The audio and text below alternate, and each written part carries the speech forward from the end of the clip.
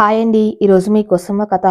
కథలోకి వెళ్తే, ఉదయం నుంచి ఫోన్ చేస్తున్నా ఫోన్ లిఫ్ట్ చేయటం లేదు. అసలు ఏమైంది అనేది అర్థం కావట్లేదు. ఒకసారైనా ఫోన్ తీసి సమాధానం చెప్పాలి కదా అంటూ నామిక తల్లి రాధిక తన భర్త అంటే మా నామిక వాళ్ళ నాన్న మూర్తితో అంటుంది. కంగారు పడకు రాధిక, ఏం కాలేదు. ఏదైనా పనిలో ఉందేమో, లేకపోతే అల్లుడితో షూటింగ్కి వెళ్ళి ఉంటుంది. అందుకే ఫోన్ తీయట్లేదేమో. దానికెందుకు కంగారు పడతావు? నీకు తెలుసు కదా అల్లుడెంత బిజీగా ఉంటాడో. ఫ్రీ అయ్యాక కాల్ చేస్తారులే. ఇంతలో కృష్ణమూర్తి గారి ఫోన్ రింగ్ అవుతుంది. దాని వైపుగా చూస్తూ రాధిక, ఏమండి ఫోన్ చూడండి, నామిక చేస్తుందేమో అంటుంది. వెళ్ళి ఫోన్ చూసిన కృష్ణమూర్తికి ఆశ్చర్యపడాలో ఆనందపడాలో అర్థం కాకుండానే ఫోన్ లిఫ్ట్ చేస్తాడు. ఇంతకీ అంత ఆశ్చర్యపోవటానికి కారణమేంటి? ఫోన్ చేసింది ఎవరనుకుంటున్నారా? మీరు ఈ పాటికే గెస్ట్ చేసింటారేమో అన్న డౌటు. ఒకవేళ నా డౌట్ నిజమైతే మీరు గెస్ట్ చేసింది కూడా నిజమే. అవును, మీ గెస్ కరెక్టే. ఫోన్ చేసింది మన హీరో వరుణ్ వాళ్ళ parents Anand Varma, Pushpa. Krishnamurthy, hello Anand Varma. Hello, ఎలా ఉన్నారు కృష్ణ గారు? బాగున్నామండి. మీరెందుకు ఫోన్ చేశారో నాకు తెలుసు. విషయం అర్థమైంది. మేం దాని గురించి ఆలోచిస్తున్నాము. ఇద్దరి ఫోన్లు పనిచేయటం లేదు. ఎందుకు ఇటువంటి నిర్ణయం తీసుకున్నారో తెలియటం లేదు. సరే, రేపటి వరకు చూద్దాం. చూసి వాళ్ళు అప్పటికీ ఫోన్ చేయకపోతే మనమే వాళ్ళ దగ్గరికి బయలుదేరి వెళ్దాం. ఏమంటారు? నేను అదే చెప్దామనుకున్నా, మీరు కరెక్ట్గా చెప్పారు. సరే, ఏం కంగారు పడకండి, పొద్దున్నే మీకు ఫోన్ చేస్తాను. సరేనండి, ఉంటాను. అలా వియంకుల మధ్య ఫోన్ సంభాషణ ముగిసింది. ఫోన్ పెట్టినేసిన మూర్తిగారి వంక దీనంగా బాధతో చూసినాం తన భార్యకి, ఏమన్నా తిని పనుకోరాదికా, ఇప్పటికీ చాలా ఆలస్యమైందంటాడు. వద్దండి, నాకేం తినాలని లేదు అని చెప్పి వెళ్ళి పడుకుంటుంది. తర్వాత రోజు ఉదయం అప్పుడే సూర్యుడు ఉదయిస్తున్నాడు. ఇంతలో ఫోన్ మోగింది మన మూర్తిగారిది. ఫోన్ ఎక్కడి నుంచి రావాలనుకున్నారో అక్కడి నుంచే వచ్చింది, నామిక దగ్గర నుంచి. ఫోన్ లిఫ్ట్ చేసిన మూర్తిగారు, ఏంటమ్మా ఇది, టీవీలో వస్తున్న ఆ న్యూస్ నిజమేనా? అసలు ఏమైంది? ఇది ఫేక్ న్యూసే కదా? కాదు నానా, మీరు చూసింది నిజమే. నేను వరుణ్ విడిపోవాలనుకుంటున్నాం. దాని గురించి ఒక లాయర్ని కలిసాం. మీకు చెప్పాలనుకునే లోపే మీకు తెలిసిపోయింది. ఏంటిరా నువ్వు మాట్లాడేది? ఏమన్నా గొడవలు జరిగాయా? అసలు విషయం ఏంటి నాకు చెప్పి నేను అల్లుడితో మాట్లాడతాను. లేదు నానా, ఇది ఫోన్లో మాట్లాడేంత చిన్న విషయం కాదు. మీరు ఇక్కడికి రావాల్సిన అవసరం ఉంది. ఎప్పుడు రావాలనేది నేను మీకు చెప్తాను. ఇక ఉంటాను నాన్న, కొంచెం టైట్గా ఉంది. బాగా చిరాకులో ఉన్న తన కూతురి మాటలు విన్న మూర్తిగారు ఇక నామికని ఇబ్బంది పెట్టడం ఇష్టం లేక, జాగ్రత్త తల్లి, టైంకి తిని పడుకో. ఫోన్ మాత్రం ఎప్పుడు అవైలబుల్గా ఉండేలా చూడు తల్లి. సరే నాన్న, బాయ్. నామిక ఫోన్ పెట్టి లోపలికి వచ్చేసరికి వరుణ్ బాల్కాన్లో ఫోన్ మాట్లాడుతూ కనిపిస్తాడు. సరే అని ఫ్రెష్ అవ్వటానికి వెళ్తుంది నామిక. ఫోన్ మాట్లాడడం అయిపోయిన వరుణ్ లోపలికి వచ్చి చూసేసరికి నామిక కనపడదు. దానితో ఫ్రెష్ అవ్వటానికి వెళ్ళిందని అర్థమైన వరుణ్ తను వాష్రూమ్కి వెళ్ళి డోర్ కొడతాడు. ఏంటి వరుణ్? ఏం లేదు. మరి డోర్ ఎందుకు కొట్టినట్టు? డోర్ తీస్తే చెప్తా. అబ్బో, చాలా రొమాంటిక్ కదా మీరు. మీరు వస్తారని నాకు తెలుసు, అందుకే అసలు నేను డోర్ లాక్ చేయలేదు. ఆ మాట విన్న వరుణ్కి ఆనందం రెండింతలైంది. వెంటనే లోపలికి డోర్ ఓపెన్ చేసి లోపలికి వెళ్తాడు. ఇద్దరు కలిసి స్నానం చేస్తూ ఉండగా నామిక ఇలా అడుగుతుంది. ఏంటి వరుణ్, ఫోన్ అత్తయ్య వాళ్ళ? అవును. ఏమంటున్నారు? ఏమంటారు? వచ్చిన న్యూస్కి ఫుల్గా క్లాస్ స్పీకారు. నువ్వెంత ప్రొఫెషనల్ యాక్టర్ అయితే మాత్రం మా దగ్గర యాక్ట్ చేయకు అంటున్నారు. నేను చేసేది యాక్టింగ్ కాదు, నిజమే అని చెప్పి మీరు రావాల్సిన అవసరం ఉంటుంది. ఎప్పుడు నేనే చెప్తాను అని చెప్పి ఫోన్ పెట్టేశాను. అవునా? అవును. అయినా నేను చాలా రొమాంటిక్ మూడ్లో లోపలికి వస్తే నువ్వేంటే ఇక్కడ ఇలాంటి క్వశ్చన్స్ అడుగుతున్నావు? అవన్నీ తర్వాత కానీ ముందు పని చూడు అంటూ నామికని గట్టిగా హగ్ చేసుకుని ముద్దు పెడతారు వరుణ్. ఒక్క నిమిషంలో స్నానమాడే గది ఎంతో అందంగా మారుతుంది. ఆ అందం ఎంత అందంగా ఉంది అంటే, మూసి ఉన్న చిన్న గదిలో చల్లగా నీళ్లు ఒంటిని తాకుతూ ఉంటే ఒకరినొకరు కళ్ళతో మాట్లాడుకున్నారు. ఆ మాటలు మౌనం అనే గట్టి శబ్దాన్ని చీల్స్తూ, స్పర్శ అనే సరిహద్దులను చెరిపేసి ఎన్నో అందమైన నీటి బిందువులను ఆస్వాదిస్తూ ఒక్కొక్క చుక్కకు ఒక్కొక్క యుగం లాంటి అనుభూతి పొందారు. అలా వాళ్ళిద్దరూ తనివి తీరా స్నానమాడి బయటకొచ్చారు. ఏంటి డివర్స్ తీసుకుందాం అనుకున్న ఇద్దరు పాలు పంచదారలా కలిసి స్నానమాడుతున్నారేంటి అడుగుంటున్నారా? అవును, నిజానికి ఇద్దరికి ఒకరంటే ఒకరికి ఎంతో ఇష్టం. చెప్పాలంటే ఒక నిమిషం కూడా ఇద్దరు ఒకరినొకరు విడిచి ఉండలేరు. వారిద్దరి మధ్య ఎంతో మంచి అనుబంధం ఉంది. చక్కటి ప్రేమానురాగాలు ఉన్నాయి. 7 జన్మలకు సరిపడా ప్రేమ పెళ్లి తర్వాత జీవితం ఎంతో సుఖ సంతోషాలతో ఇద్దరు ఆస్వాదిస్తున్నా కూడా వారికి విధి ఒక వెక్కిరింపులాగా విడాకుల రూపంలో రాసింది. విడిపోయే ముందు ఆనందంగా ఉండాలనుకున్నారేమో. ఈ పెళ్లి తాలూకు పసుపు మరకలు కూడా ఆరని జంట అందుకే ఇలా ఉంటున్నారని అందరూ అనుకుంటున్నారు. ఇద్దరు స్నానం చేసి బయటకు వచ్చాక నామిక వరుణ్ కోసం టిఫిన్ సిద్ధం చేసింది. టిఫిన్ చేస్తూ నామికని ఇంతకు అత్తయ్య వాళ్ళు ఏమన్నారు అని అడుగుతాడు వరుణ్. ఏమంటారు? ఇద్దరు చాలా షాక్లో ఉన్నారు. నాన్న ఒక్కరే మాట్లాడారు, అమ్మ మాట్లాడలేదు. నాన్న విని ఏంటమ్మా ఇది అని అడిగారు. ఇదంతా ఫోన్లో చెప్పేది కాదు, మీరు ఇక్కడికి రావాల్సి ఉంటుంది. నేనే మీకు ఎప్పుడు రావాలో ఫోన్ చేసి చెప్తాను అని చెప్పి కాల్ కట్ చేశాం. నామిక వరుణ్తో మనం తీసుకున్న నిర్ణయం మంచిదేనా? అసలు మనం ఇలా చేయొచ్చాం? మన పేరెంట్స్ చాలా కంగారు పడుతున్నారు. మనం తీసుకున్న నిర్ణయం గురించి మళ్ళా ఆలోచించడం మంచిది అనుకుంటున్నాను. నువ్వేం ఎక్కువగా ఆలోచించి బుర్ర పాడు చేసుకోకు నామిక. మనం తీసుకున్న నిర్ణయం మంచిదే. మనమే తొందరలో ఇటువంటి నిర్ణయం తీసుకోలేదు. మన చుట్టూ జరుగుతున్న సంఘటనలు మనకు అర్థమైంది కాబట్టే మనం ఇలా నిర్ణయం తీసుకున్నాం. తప్పేం లేదు. ఒకరి పరిస్థితి మనకు నచ్చినప్పుడు అందులోంచి బయటపడడం చాలా ముఖ్యం. ఇప్పుడు మనం కూడా అదే చేస్తున్నామని చెప్పి బయలుదేరి తను షూటింగ్ కోసం వెళ్ళిపోతాడు. ఇంట్లో పని అంత అయ్యాక నామిక తన మొబైల్ తీసుకొని వరుణ్కి కాల్ చేద్దాం అనుకునే లోపు తన ఫోన్కి యూట్యూబ్ నోటిఫికేషన్ వచ్చాయి. ఏంటా నోటిఫికేషన్స్ అనుకుంటున్నారా? అదే, మన వరుణ్ ఒక హీరో. తను ఫిలిమ్స్లో హీరో రోల్ చేస్తాడు. అందుకే వీరిద్దరూ విడిపోతున్నారు అనే వార్త వాళ్ళ పేరెంట్స్ కన్నా ముందు బయట ప్రపంచానికి తెలిసింది. అదే ఇప్పుడు హిట్ న్యూస్ చేసి చిత్ర విచిత్రమైన థంబ్నెయిల్స్ పెట్టి యూట్యూబర్లు బాగా క్యాష్ చేసుకొని పనిలో ఉన్నారు. అటువంటి బాధ కలిగించే నోటిఫికేషన్స్ చూసి నామిక కళ్ళల్లో నీళ్లు తిరిగాయి. ఏంటిది అనుకునే లోపు వరుణ్ నామిక కాల్ చేశాడు. ఏం చేస్తున్నావు అన్నట్టు చెప్పడం మర్చిపోయాను. నువ్వు ఇంట్లోకి ఏవో తీసుకోవాలన్నావుగా, ఆన్లైన్లో షాపింగ్ కూడా చేస్తానన్నావు. ఇప్పుడే నీ అకౌంట్కి నేను మనీ ట్రాన్స్ఫర్ చేశాను. ఏం కావాలంటే అది తీసుకో. నేను కొంచెం వర్క్లో ఉన్నా మళ్ళా కాల్ చేస్తానని చెప్పి కాల్ కట్ చేశాడు వరుణ్. నామిక వరుణ్ కాల్ పెట్టేశాక నిజమే కదా, నేను ఇంట్లో కొన్ని థింగ్స్ తీసుకోవాలని అనుకుని ఆన్లైన్లో చాలా వస్తువులు ఆర్డర్ పెట్టింది. అలా షాపింగ్ అయిపోయిన నామిక తిని డ్రెస్ తీసుకుందామని పడుకుంటుంది. పడుకున్న నామిక ఈవినింగ్ పని మనిషి వచ్చి తలుపు కొట్టిన తర్వాత మెలకు వస్తుంది. అలా ఈవినింగ్ పని అంతా ముగించుకొని వరుణ్ కోసం వెయిట్ చేస్తూ ఉండగా వరుణ్ కూడా వస్తాడు.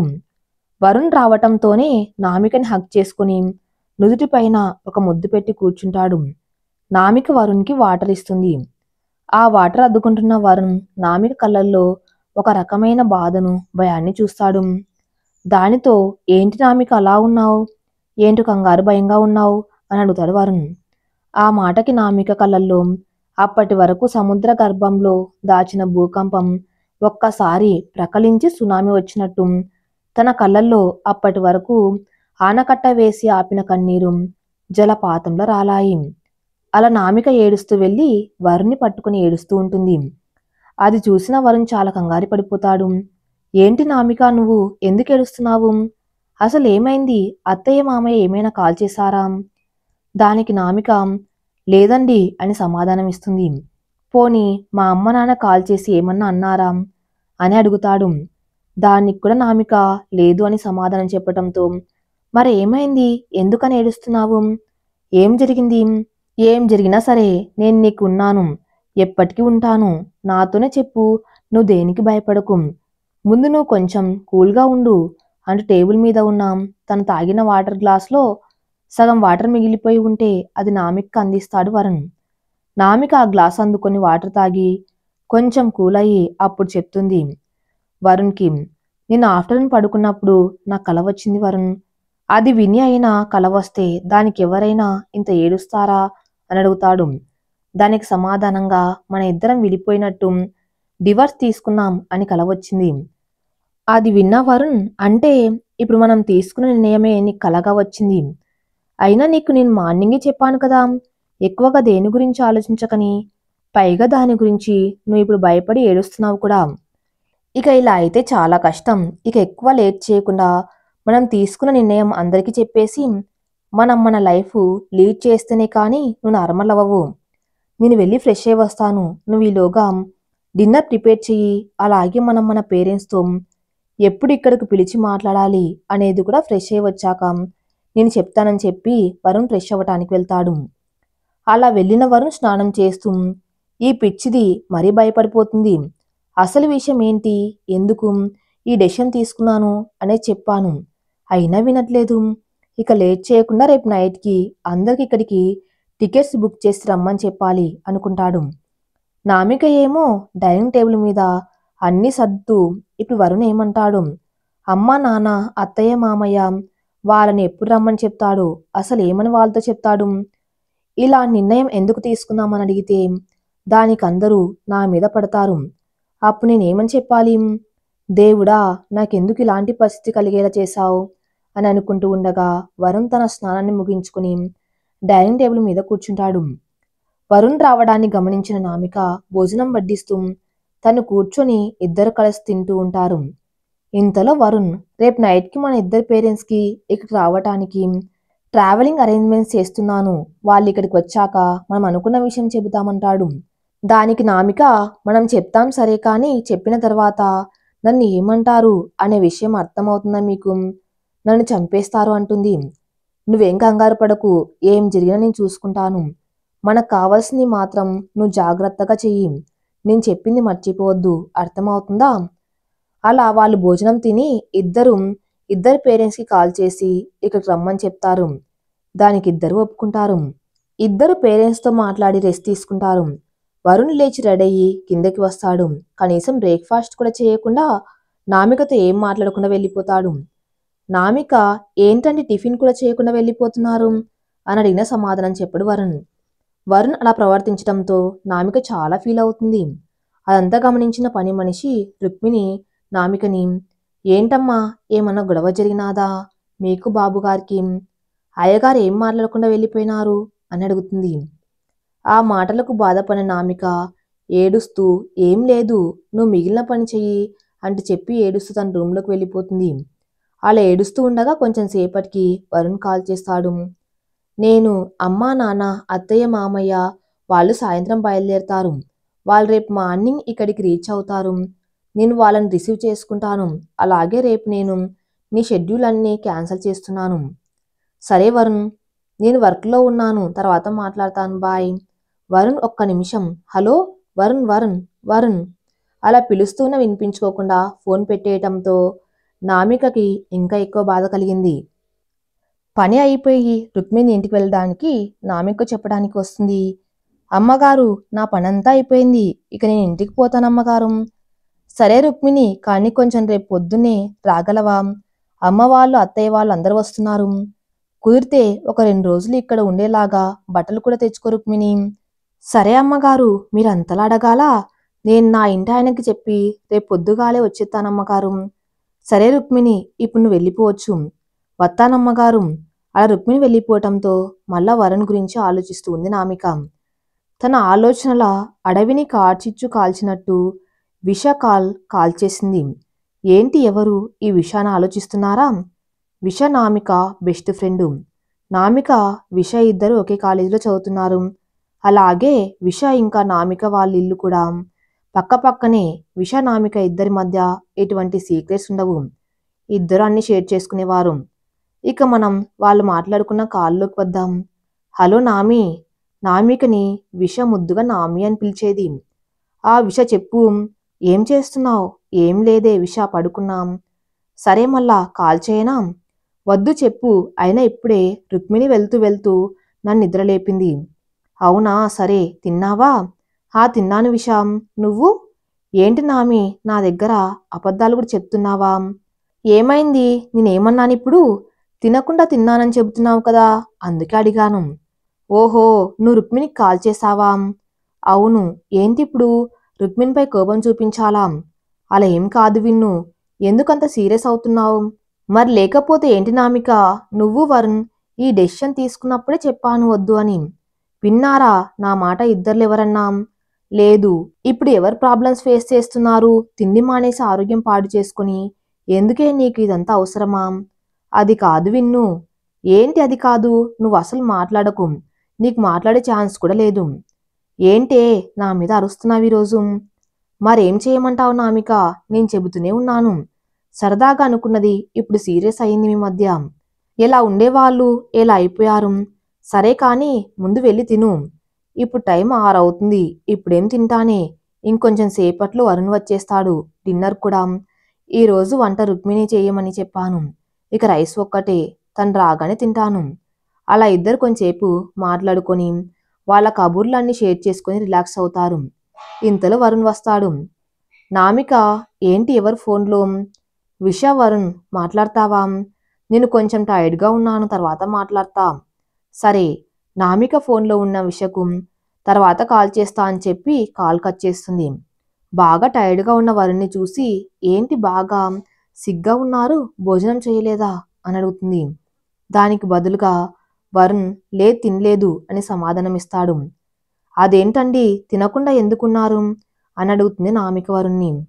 నువ్వు తినకుండా నేను ఇలా తింటాను నామిక చెప్పు.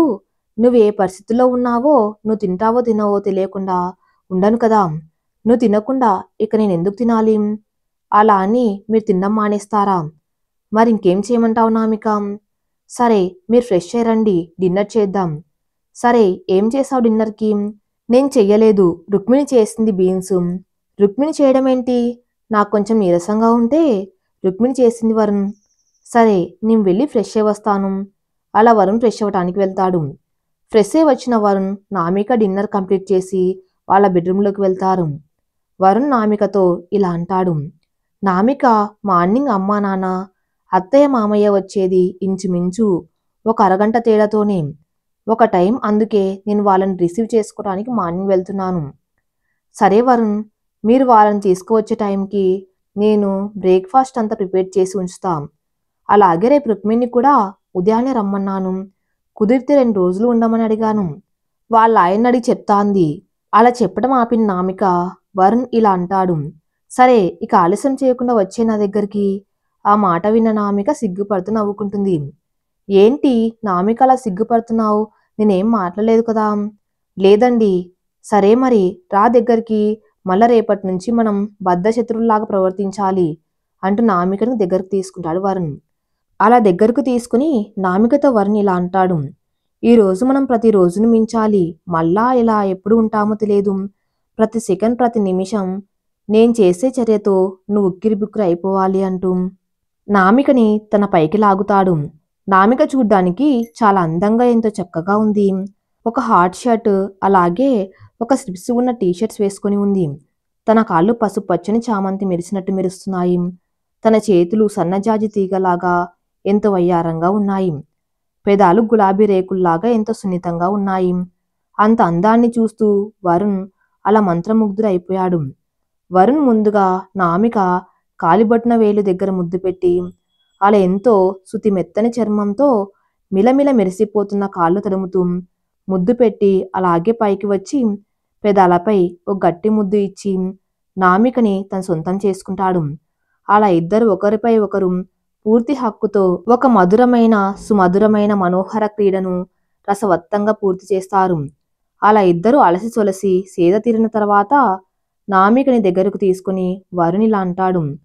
నామిక, మనం ఏది చేసినా బాగా ఆలోచించేస్తున్నాం. మన మధ్య అలాగే మన చుట్టూ జరుగుతున్న విషయాలను మనం గమనించి ఇదిక మారదు అని అనుకున్న తర్వాతే మనం ఈ నిర్ణయం తీసుకున్నాం. ఇప్పటి వరకు మనం తీసుకున్న ఈ డివర్స్ అనే డెసిషన్ వల్ల మనం ఏం జరిగినా ఎఫెక్ట్ పెద్దగా లేదు, కానీ ఇప్పుడు ఈ విషయంలో మన పేరెంట్స్ ఎంటర్ అవుతున్నారు కాబట్టి రేపటి నుండి మనకి పరిస్థితులు కొంచెం కష్టంగా మారే అవకాశం ఉంది. ఏం జరిగినా మన మంచికే అనుకో. లైఫ్‌లో మనకి ఏం కావాలనేది తెలియచెప్పటానికి మనం తీసుకున్న ఈ నిర్ణయం మనకెన్ని కష్టాలు తెచ్చినా మనం ఎదుర్కోవాలి. ఈ ప్రాసెస్‌లో మన పేరెంట్స్‌కి అంటే ఒకరితో ఒకరు కూడా చాలా గొడవలు జరిగే అవకాశం ఉంది. అందుకే అంతా మంచిగా జరగాలి. మనం తీసుకున్న డెసిషన్ సక్సెస్ అవ్వాలి. మనమిద్దరం బాగా కష్టపడదాం అని చెప్పి ఆపుతాడు వరుణ్.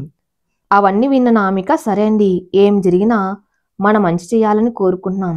అందుకే ఈ నిర్ణయం తీసుకున్నాం. మనం చేసే ఈ మంచి పనికి ఆ దేవుడు మనకు తోడు ఉంటాడు. ఆ నమ్మకం నాకు ఉంది. మీరు ఉదయాన్నే లేవాలి కదా! పడుకోండి. నేను అలారం సెట్ చేసి పడుకుంటాను అని చెప్తుంది.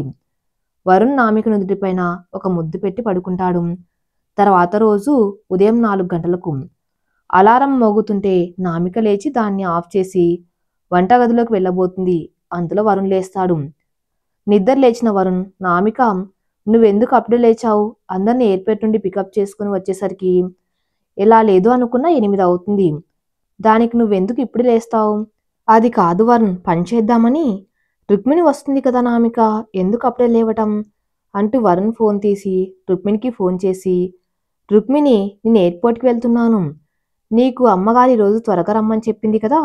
నువ్వు 6 గంటలకు రా, కంగారు లేదు. అలాగే మీ అమ్మగారిని నువ్వొచ్చాక నిద్రలేపు అని చెప్పి ఫోన్ పెట్టేస్తాడు.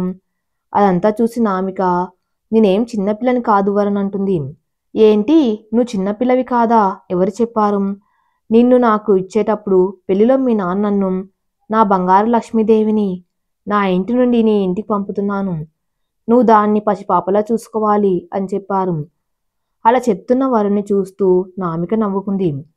సరే నువ్వు పడుకో, నేను డ్రెస్ చేంజ్ చేసుకుని వెళ్తాను అంటాడు. సరే అని నామిక పడుకుంటుంది. వరుణ్ తన డ్రెస్ చేంజ్ చేసుకుని కారులో ఎయిర్‌పోర్ట్‌కి వెళ్తాడు. నామిక వాళ్ళ అమ్మా నాన్న ఫ్లైట్లో 6 గంటలకి, వరుణ్ వాళ్ళ అమ్మా నాన్న ఫ్లైట్లో 6 గంటల 30 నిమిషాలకు రావాల్సి ఉంది. ఇద్దరిని రిసీవ్ చేసుకున్న వరుణ్ అందరినీ తీసుకుని ఇంటికి బయలుదేరతాడు. ఇక నామిక ఏమో రుక్మిణి వచ్చి లేపిన తర్వాత అందరి కోసం బ్రేక్‌ఫాస్ట్ ప్రిపేర్ చేయటంలో మునిగిపోతుంది. రుక్మిణి నామికకు సహాయం చేస్తూ ఉంటుంది. ఇంతలో వరుణ్ వాళ్ళు వచ్చేస్తారు. ఇంటికి వచ్చిన వరుణ్ తన్ని పిలవటంతో ముందుగా వాళ్ళ అత్తమామ దగ్గర ఆశీర్వాదం తీసుకుని తర్వాత నామిక అమ్మనాలను హత్తుకుంటుంది నామిక. అందరి లగేజ్ రుక్మిణి ఇంకా వరుణ్ ఇద్దరు లోపల పెడతారు. అత్తయ్య మామయ్య మీరు వెళ్ళి ఫ్రెష్ అయ్యారండి. బ్రేక్‌ఫాస్ట్ ప్రిపేర్ చేశాను, కలిసి తిందాం. అమ్మా నాన్న మీరు కూడా వెళ్ళండి, ఫ్రెష్ అయ్యారండి, అందరం కలిసి బ్రేక్‌ఫాస్ట్ చేద్దాం.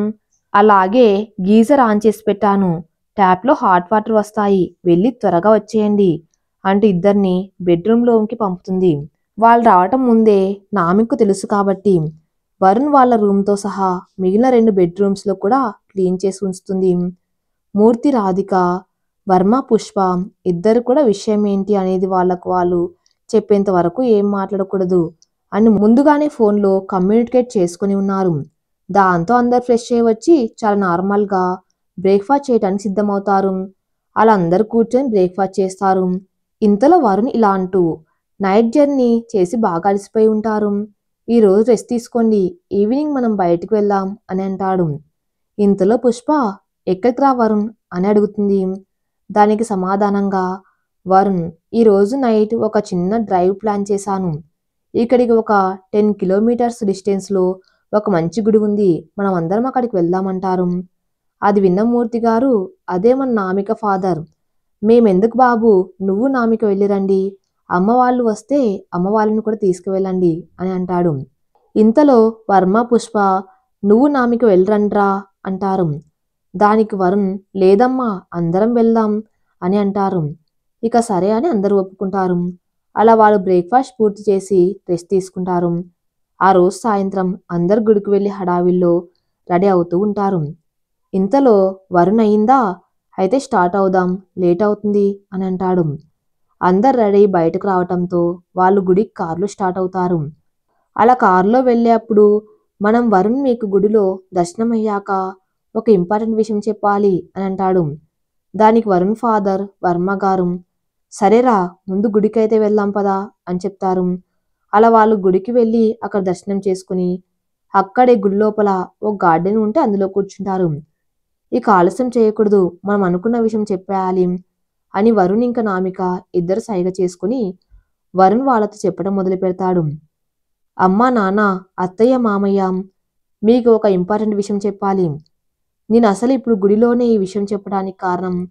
ఇక్కడైతే ముందు మీరు నేను చెప్పేది విన్నా సరే మీరు కోపం వచ్చినా మనం గుడిలో ఉన్నాం అని మిమ్మల్ని మీరు కంట్రోల్ చేసుకుంటారని. అలాగే జరగబోయేది కూడా నిజమే. అలాగే మీకు మా నిర్ణయం చెప్పిన తర్వాత మీరు ఎవరి మీద కోపం తెచ్చుకోకూడదు. సరే వరుణ్, ఏంటి విషయం చెప్పు. వరుణ్, నేను నామిక విడిపోవాలనుకుంటున్నాం.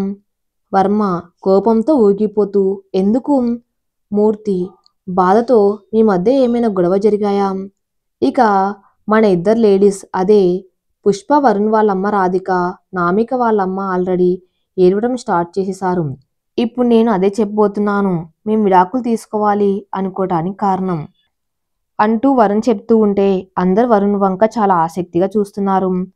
ఇప్పుడు నేను అదే చెప్పబోతున్నాను, మేము విడాకులు తీసుకోవడానికి గల కారణం మాకు పుట్టబోయే పిల్లల గురించి. ఇంతలా ఆ మాట విన్న రాధిక, నామిక తల్లి, ఏంటి పిల్లల గురించా? ఏమైంది నామికకి? ఏమైనా ఇబ్బంది ఉందా?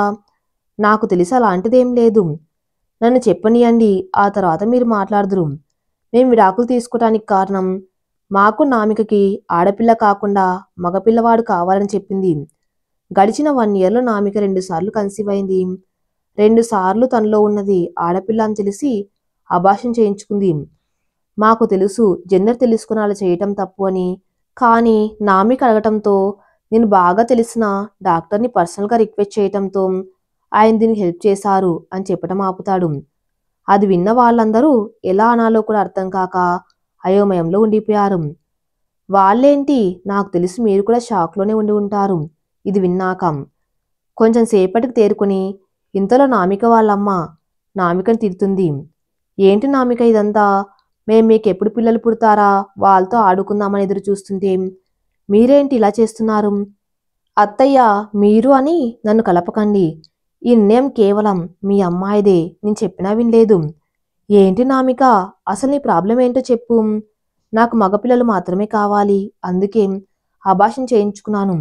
ఇప్పటికే 2 సార్లు జరిగింది. ఇక తింతో నాకు మగపిల్లలు పుడతారో పుట్టరో నాకు తెలియదు. అందుకే నేను ఇక వరుణ్తో కలిసి ఉండాలనుకోవటం లేదు. అదంతా విన్న మూర్తి నామికను కొట్టడానికి చెయ్యెత్తాడు. అంతలో వరుణ్ దానికి అడ్డుపడగా ఆ దెబ్బ వరుణ్కి తగులుతుంది.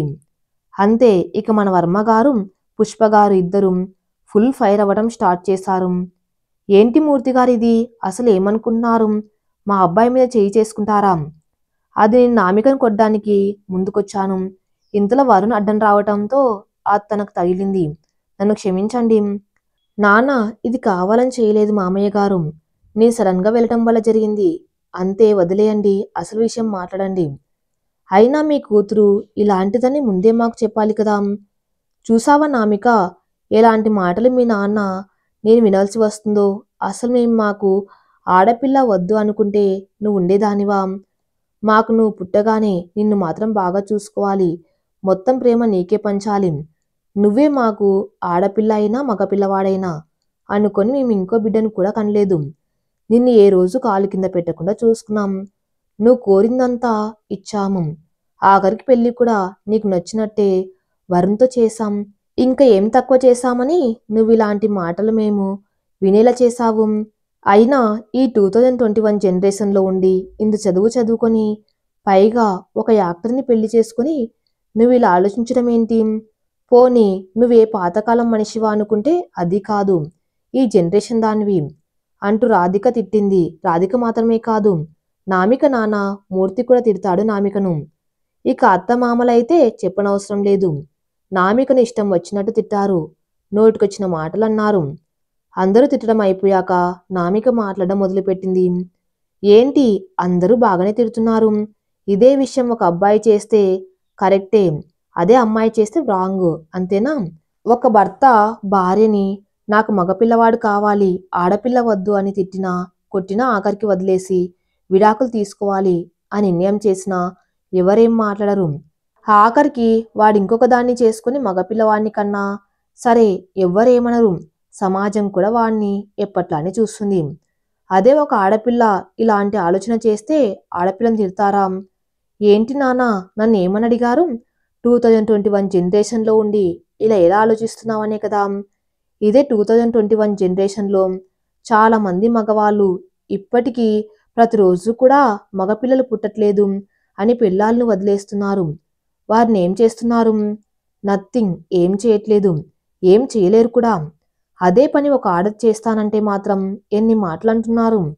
అయినా నేను ఇది అందరి గురించి ఆలోచించి చేయట్లేదు. నాకు అనిపించిన నిర్ణయం నేను తీసుకున్నాను. మీరు ఏమైనా అనుకోండి. అయినా మీకు తెలియని ఇంకో విషయం ఏంటంటే మేము ఆల్రెడీ కోర్టులో మా డివర్స్ గురించి మేము సెషన్ అటెండ్ అయ్యాము. మాకు రేపు ఇంకో సెషన్ ఉంది. దానికి మీరు కూడా రండి. అసలు ఇప్పటి వరకు ఈ విషయం సీక్రెట్గా ఉంచాం, కానీ ఎంతైనా వరుణ్ ఒక యాక్టర్ కాబట్టి ఇది బయటకు తెలిసిపోయింది అని చెప్పి ఆపుతుంది. అదంతా విన్న మన నామిక వాళ్ళ ఫాదర్ మూర్తి తనను చెంపై కొడతాడు. అది చూసి అందరు షాక్ అవుతారు. మూర్తి అలా చేయటంతో నామిక వాళ్ళ అత్తమామలు కూడా ఏమనలేక అలానే ఉండిపోతారు. ఆ రోజు గొడవంతా అయిన తర్వాత ఎవరి గదిలోకి వాళ్ళు వెళ్ళి పడుకుంటారు. వరుణ్ మాత్రం హాల్లో పడుకుంటాడు. తను ఎంత ప్రయత్నించినా వరుణ్కి నిద్ర రాదు. నామికని తన ఫాదర్ కొట్టడమే గుర్తు వస్తూ ఉంటుంది. నిద్రపోతాడు వరుణ్. ఇప్పుడే ఇలా ఉంటే రేపు కోర్టు సెషన్ అయిన తర్వాత ఎలా ఉంటుందో అని అనుకుంటూ అలా ఆలోచిస్తూ పడుకుంటాడు. తర్వాత రోజు అందరు లేచి రెడీ అయ్యి కోర్టుకు వెళ్ళడానికి బయలుదేరతారు. వెళ్లే దారిలో నామిక అమ్మా నాన్న తనకెంత చెప్పినా వినిపించుకోదు. అలాగే వరుణ్కి తన పేరెంట్స్ ఎంత చెప్పినా తను వినిపించుకోడు. వాళ్ళందరూ కోర్టులో ప్రజెంట్ అవుతారు. అలా కోర్టులో హియరింగ్ స్టార్ట్ అవుతుంది. నామిక లాయర్ నామిక తరపున వాదిస్తూ ఉంటాడు. అలానే వరుణ్ లాయర్ కూడా వరుణ్ వైపు వాదిస్తూ ఉంటాడు. ఇద్దరి వాదనలు విన్న జడ్జి ఏం చెప్పాలి అనేది తెలియక ఆలోచిస్తూ ఉంటాడు. అలా జడ్జి తన జడ్జిమెంట్ ఇవ్వడం స్టార్ట్ చేస్తాడు.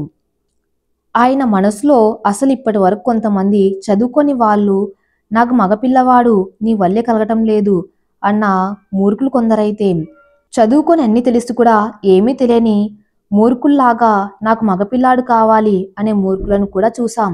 అలాంటిది మొదటిసారి ఒక స్త్రీ ఇలాంటి విషయమై భర్త నుండి దూరం కావాలి అని ఆలోచించడం చాలా వింతగా ఉంది. పైగా ఏం చదువుకోలేదు అంటే అది కాదు, బాగా చదువుకున్న అమ్మాయి, అన్ని తెలిసిన అమ్మాయి. మరెందుకని ఇలా చేస్తుందో అర్థం కావట్లేదు. భగవంతుడా, తల్లి ప్రేమ కూడా ఇలా వక్రబుద్ధిగా ఆలోచిస్తుందంటే కలికాలం కాకుండా ఏమనాలి. అసలు ఒక స్త్రీ మనసు అమ్మ ప్రేమ చూపటంలో ఎవరికి సాటి రాదు. ఎవరికి వారే అలాంటిది. ఇప్పుడు ఆ మనస్సు కూడా మలినం చేశావు. ఎంతటి మాయ పరమాత్మ ఇది. అలా జడ్జి తన జడ్జిమెంట్ ఇవ్వడం స్టార్ట్ చేస్తాడు. జడ్జి అసలు ఎటువంటి తీర్పుని ఇస్తారు అని అందరూ ఎంతో ఆసక్తిగా చూస్తూ ఉంటారు. ఈ కోర్టు ఒక తీర్పునివ్వటానికి నిర్ణయించుకుంది. అది చెప్పడానికంటే ముందుగా మిమ్మల్ని అంటే ఈ సమాజాన్ని ఒక ప్రశ్న ఈ కోర్టు అడగాలనుకుంది. అది ఏంటంటే, ఎప్పుడు కూడా ఇలా మగపిల్లాడు పుట్టడం లేదు అని భార్యను వదిలేసి భర్తను చూశాను కదా. మరి ఇప్పుడు అదే కారణంతో భార్యలు భర్తను దూరం చేసుకుని అంతగా ఎదిగారు. దానికి సమాజం ఏమంటుంది? మగవాళ్ళు ఇది వరకు తెలిసినా తెలియకపోయినా, చదువుకోకపోయినా సరే, ఇదే కారణంతో ఒక స్త్రీ మీద వేసే ఆ నింద ఆమె ఎంతో సహనంగా భరిస్తూ వచ్చేది. కానీ ఇప్పుడు అలా కాదు. మారుతున్న కాలానికి అనుగుణంగా మహిళలు చదువుకున్నవారు, వారికి అవగాహన ఏర్పడుతుంది. మరి ఇప్పుడు మీరు వేసే ఆ నిందపై నిజం వాళ్ళది ఎంత ఉందో వాళ్ళకి తెలుసు. అందుకని వారు అటువంటి నిందను వారిప్పుడు మోయటానికి సిద్ధపడడం లేదు. కనుక ఇప్పటి వరకు మగ అహంకారంతో రెచ్చిపోయిన మగవారు మీరేం చేయదలిచారు? అసలు తల్లికి పుట్టే బిడ్డ గురించి ఆ మాతృమూర్తికి ఆడమగ అనే భేదం ఉండదు. వాడికి మగబిడ్డ పుట్టినా ఆడబిడ్డ పుట్టినా అది మగవారి నుంచి వచ్చే కణాల ప్రభావమే అని మీరు ఎప్పటికి తెలుసుకుంటారు? ఇప్పుడు మీరు తెలుసుకున్నారనుకోండి, మీలో ఉండే 2 రకాల గల కణాల్లో ఒకటి మగబిడ్డ పుట్టడానికి దోహదపడితే మరొకటి ఆడబిడ్డ పుట్టడానికి దోహదపడుతుంది. అంతేకాకుండా ఆ కణాల ప్రక్రియలో ఆడవారికి కేవలం ఒక రకమైన కణం మాత్రమే ఉంటుంది. అంటే ఇప్పుడు పూర్తిగా బిడ్డ పుట్టడం మగవారి కణాల విడుదల మీద ఆధారపడి ఉంటుంది అని తెలుసుకున్నారు. ఈ ప్రక్రియలో బాధ్యత ఆడవారిది కాదు అని తెలిసిన మగవాళ్ళు, తెలియని మగవాళ్ళు కూడా ఆడవాళ్ళని నిందలు వేయటమే వారి పనిగా తయారయ్యారు మగవాళ్ళు. ఇటువంటి సమాజం అసలు ఏం చెప్పుకోదగినది? ఇన్ని రోజులు మీరు చేసిన పనే ఇప్పుడు ఆడవాళ్ళు చేస్తున్నారు. దీనికి ఏం సమాధానం చెప్తారు? ఇంతకాలం మగవారు తమ భార్యను నాకు మగబిడ్డ కావాలి నువ్వు కను అని హింస పెట్టినట్టు ఇప్పుడు ఆడవారు మగవారిని పెడితే అసలు మీరు ఏం చేస్తారు? ఈ కోర్టు అడిగిన ఈ ప్రతి ప్రశ్నకు సమాధానం చెప్తే తర్వాత మీరు ఈ కోర్టు తీర్పు చెప్తుంది. మీ సమాధానాలన్నీ లేఖగా రాసి ఈ కోర్టుకి చేరేలా చేయగలరు అని చెప్పి జడ్జి తన తీర్పును వాయిదా వేస్తాడు. అలా చెప్పి జడ్జి కూర్చొని ఉండగా ఒక వ్యక్తి వచ్చి, ఓకే సార్, మనం అనుకున్న దానికన్నా బాగా వచ్చింది. ఇంతటితో మనం అనుకున్న ప్రాజెక్ట్ కంప్లీట్ అయింది అని చెప్పి డివర్స్ ప్రాజెక్టు యూనిట్ అందరూ రండి అంటూ గట్టిగా చెప్పడంతో అక్కడ సెషన్కి వచ్చిన వాళ్ళలో కొంతమంది అలాగే బయట నుంచి కొంతమంది వస్తూ ఉంటారు. అదంతా చూస్తున్న నామిక, వరుణ్ పేరెంట్స్కి ఏమర్థం కాదు. అలానే అక్కడ ఉన్న జనం ఏం జరుగుతుందో తెలియక అలా విస్తుపోయి చూస్తూ ఉంటారు. వాళ్ళకేంటి, మీకు కూడా నాకు తెలిసి ఒక రకమైన కన్ఫ్యూజన్ క్రియేట్ అయి ఉంటుంది. అవును, మీరు వింటుంది నిజమే. అక్కడ ఒక వ్యక్తి డివర్స్ ప్రాజెక్ట్ యూనిట్ అందరూ రావాలని పిలుస్తాడు. అందరూ ఆశ్చర్యపోయి ఆ వ్యక్తిని అలానే చూస్తూ ఉంటారు. అసలు ఏం జరుగుతుంది అనేది వాళ్ళకి ఏమర్థం కాదు. ముందుగా అందరికీ తెలియవలసిన విషయం, వరుణ్ ఇంకా నామిక ఇద్దరు నిజానికి విడాకులు తీసుకోవట్లేదు అని అంటాడు. అది విన్న అందరూ ఒక్క నిమిషం ఏం జరుగుతుంది అసలు అని షాక్లో ఉంటారు. అప్పుడు వరుణ్ నిజం చెప్పడానికి మాట్లాడడం మొదలు పెడతాడు. ముందుగా అమ్మా నాన్న, అత్తయ్య మామయ్య, మా ఇద్దరి తరపున అంటే నామిక తరపున, నా తరపున నేను మిమ్మల్ని క్షమాపణ కోరుతున్నాను. అసలు నేను ఈ డివర్స్ అని అనౌన్స్ చేసింది నిజం కాదు. ఇది ఒక షార్ట్ ఫిలిం అంటారు. అంతే. ఆ మాట విన్న వాళ్ళ పేరెంట్స్ కోపం రాహు ఊగిపోతారు.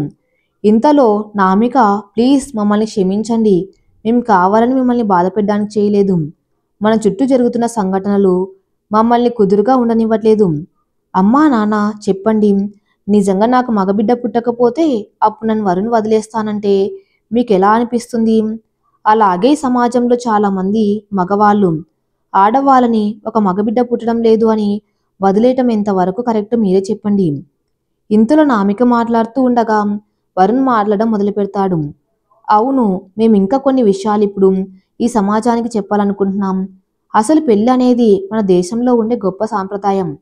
అన్ని దేశాలు మన భారతదేశానికి తివాచిపరుస్తారంటే అది మన దేశంలో మన వివాహ వ్యవస్థకి ఇచ్చే గౌరవమే ముందస్తు విషయం. అలాంటి వివాహ వ్యవస్థ మారుతున్న ఈ కాలంతో పాటు చాలా మారిపోయింది. మన దేశంలో ఒక్కసారి పెళ్లి జరిగిన తర్వాత విడిపోవడం, విడాకులు తీసుకోవడం లాంటివి లేవు. కానీ ఇప్పుడు ఎక్కడి నుంచి వచ్చాయి ఈ డివర్స్? అలాగే మ్యూచువల్ డివర్స్. పులిని చూసి నక్క వాతలు పెట్టుకున్నట్టు మనం ఎవరిని చూసి నేర్చుకుంటున్నాం? అసలు మన వివాహ వ్యవస్థ చెడిపోవడానికి కారణాలు చాలానే ఉన్నాయి. కొంతమంది పెళ్లిళ్ళు కట్నం కోసం చేసేవాళ్ళు, చేసుకునే వాళ్ళు ఉన్నారు. అలాంటి వాళ్ళ ఆడపిల్లలు తల్లిదండ్రులు సతమతం అవుతూ ఉంటారు. పెళ్లి చేసుకోవాలంటే కట్నం అడిగిన వాళ్ళు కాపురం చేయాలన్న కట్నమే అడుగుతారు. కొంతమంది అయితే ఆడపిల్లలను, అదే కోడల్ని ఒక పని మనిషిలాగా చూసేవాళ్ళు ఉంటారు. ఇంకొందరైతే అసలు పెళ్లికి ముందు ఒక ప్రేమ వ్యవహారం సాగించి పెళ్లి నామ మాత్రానికి చేసుకుంటారు. భార్యాభర్తల విషయానికి వస్తే ఇది వరకులాగా ఎవరు అర్థం చేసుకునే మనస్తత్వంతో లేరు. ప్రతి చిన్న విషయాలపై గొడవలు. అలాంటి చిన్న చిన్న విషయాలకు చుట్టూ ఉండే వాళ్ళ ఎక్కిరింపులు, అది విని అసలైన వాళ్ళు కాపురం చెడగొట్టుకోవటం.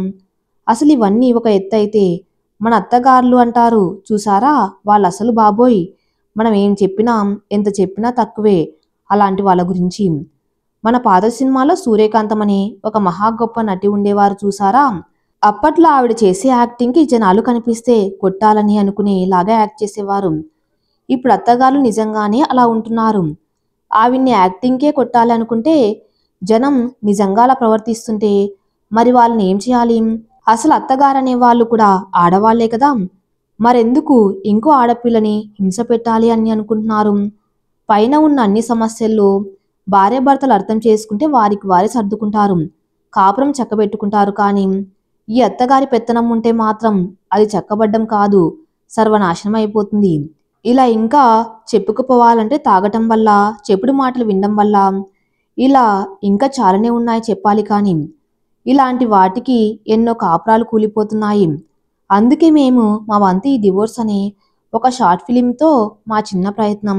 ఇది మేము అందరికీ చూపు చేసి ఉండవచ్చు, కానీ మేము నిజంగా విడిపోతున్నామంటే మా తల్లిదండ్రులు అలానే నా అభిమానులకు కూడా చాలా బాధపడ్డారు. అందుకే అసలు ఇలాంటి ఒక విషయం సమాజం మీద ఎంత ప్రభావం ఉంటుంది అని ఎవరికి తెలియకుండా మేము సీక్రెట్గా అందరి పర్మిషన్తో ఈ షార్ట్ ఫిల్మ్ చేశాం. అమ్మ, నాన్న, అత్తయ్య, మామయ్య అందరికీ సారీ. ఇదంతా నామిక నేను చెప్పడం వల్లే చేసింది. అలాగే నాకు ఇదంతా చేయటానికి హెల్ప్ చేసిన నా ఫిలిం యూనిట్కి, అలాగే గవర్నమెంట్కి చాలా చాలా ధన్యవాదాలు అని చెప్పి ఆపాడు వరుణ్. అక్కడ ఉన్న వారందరూ కూడా వరుణ్ మాటలు విన్న తర్వాత నాన్ స్టాప్గా క్లాప్స్ కొడుతూనే ఉన్నారు. వరుణ్ ఇంకా నామిక వాళ్ళ పేరెంట్స్ అయితే ఆనంద బాష్పాలతో వెళ్ళి వరుణ్ని, నామికని కౌగిలించుకుంటారు. ఈ కథ ఇంతటితో సమాప్తం. మరిన్ని మంచి స్టోరీస్ కోసం నా ఛానల్ని ఫాలో అవుతూ ఉండండి. Thank you for listening.